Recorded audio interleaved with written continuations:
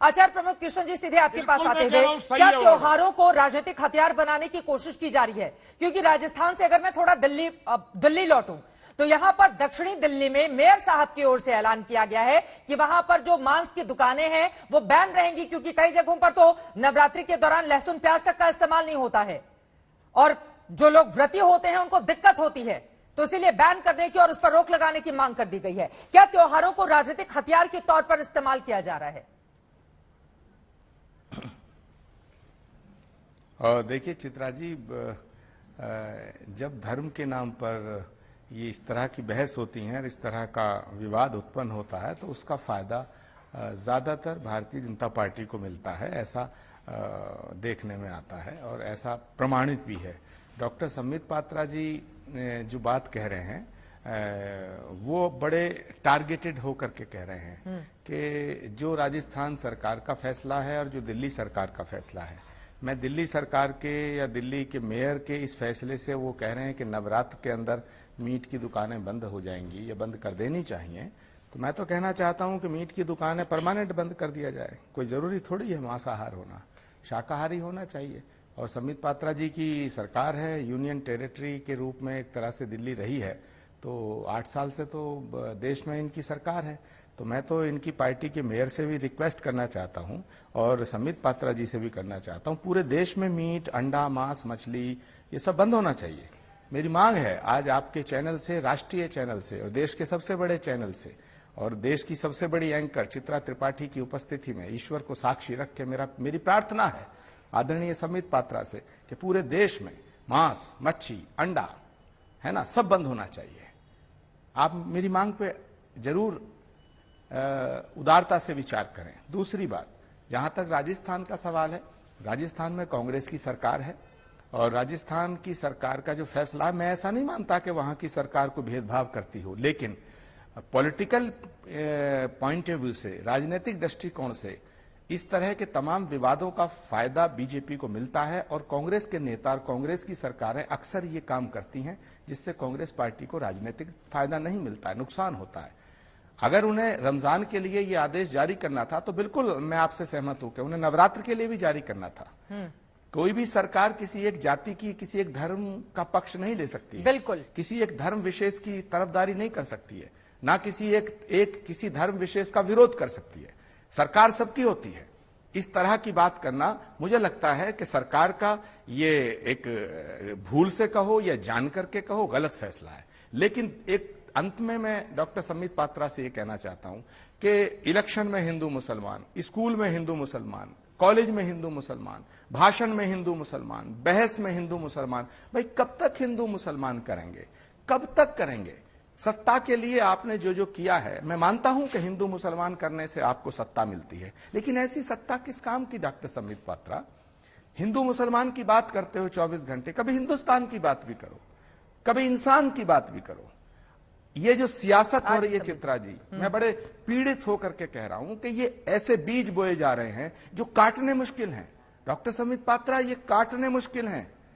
अगर आपको लगता है कि मेरी बात खराब है, मेरी बात बुरी है, तो आप मेरा विरोध कर सकते हैं। क्या नफरत के बीज बोने का काम कर रही है बीजेपी, जो आरोप लगा रहे हैं की हो? प्रमोद कृष्ण जी, ठीक है सर, आपने महत्वपूर्ण सवाल उठाए हैं, उस पर मैं जवाब ले लेती हूँ। गीता भट्ट जी, उसके बाद में फौरन आपके पास आऊंगी।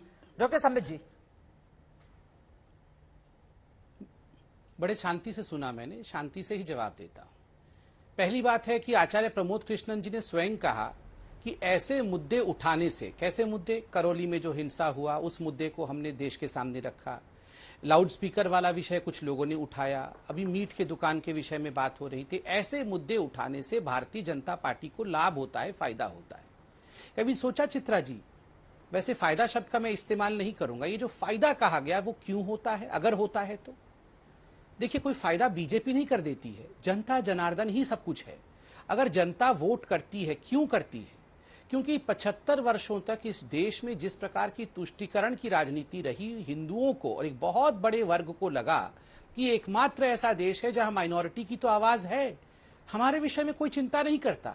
हर कोई इफ्तार पार्टी तो मनाना चाहता है, नवरात्र की आरती करने से हर कोई कतराता है या टीका तिलक लगाते हुए दिखने से हर कोई कतराता है, क्योंकि उसको लगता है ये टीका तिलक लगाना ये एक अच्छी बात नहीं है, ये कोई सेक्युलरिज्म नहीं है, ये नॉन सेक्युलरिज्म लगा के बैठे हुए हैं, आचार्य भी हैं दिखना। हाँ। और उनके उस सवाल का भी जवाब दीजिए ना संबित पात्रा जी। उन्होंने कहा है कि सब पर मांस, मछली, अंडे सब पर बैन कर दीजिए। और जल्दी से मैं एक आंकड़ा दे देती हूं, उसके बाद संबित पात्रा जी इस सवाल का आप जवाब दीजिएगा। अब हिंदुस्तान में 70% से ज्यादा लोग नॉन वेजिटेरियन फूड का इस्तेमाल करते हैं। राजधानी दिल्ली, अगर टोटलिटी में बात करूं, हालांकि दक्षिणी दिल्ली को लेकर यह फैसला है, 63.2% लोग खाते हैं। उत्तर प्रदेश में 55%, असम में 78%, राजस्थान में, अब राजस्थान में भी बड़ी तादाद है, गुजरात में भी बड़ी तादाद है। तो वो कह रहे हैं देश भर में बैन कर दीजिए, क्या दिक्कत है? फिर उनकी मांग पर विचार करेगी क्या सरकार? नहीं चित्रा जी, बिल्कुल नहीं। चित्रा जी, मैं एक यंग पॉलिटिशियन हूं। ये सब चीजें कौन क्या खाएगा ये हम कंट्रोल नहीं करना चाहते, कतई कंट्रोल करेंगे भी नहीं। बिल्कुल जिसको जो खाने का मन है वो खाए, स्वागत है, इस देश का ये संविधान है। किंतु देश में भी जैसे हम सम्मान करते हैं दूसरे धर्मों का, मस्जिद के सामने जिस प्रकार के हमें सम्मान करना चाहिए, वो भाव हमेशा हिंदुस्तान में रहता है। ठीक उसी प्रकार वहां कभी भी हम उस प्रकार का मांस नहीं बेचते हैं, या उस प्रकार का कोई भी काम कोई नहीं करता है, या वो अलाउड भी नहीं होता है जो दूसरे एक संप्रदाय के लोगों को ठेस पहुंचाता हो। ये भावना सबका सबके प्रति रहना चाहिए।